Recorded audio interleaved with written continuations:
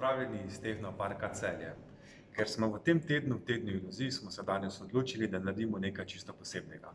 Idejo za današnji eksperiment oziroma izdelek smo dobili v naši vsem dobro znani knjigi Iluzij, ki jo lahko kupite pri nas v Tehnoparku Celje. Kaj potrebujemo za izdelavo tega projekta je sledeče. Lepilni trak, škarje, svinčnik, ravnilo, prozorno folijo, ki je lahko za prosojnice, ali pa če imate kakšen stari CD, v glavnem zadeva mora biti prosojna, papir in pa pametni telefon oziroma tablica. Prvi korak je, da iz knjige prerišete trapezoidni lik z merami, ki so navedene v knjigi.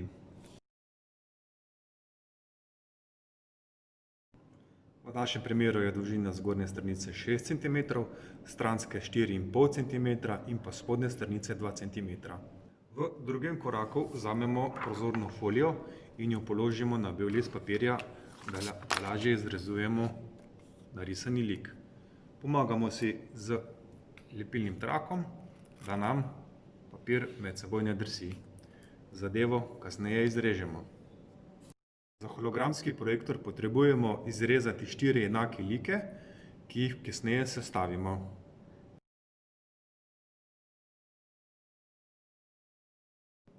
Ko smo izrezali vsa 4 like, jih damo na ravno podlago, jih sestavimo v vzorec, ki ga vidite, in jih zlepimo po robovih z lepilnim trakom.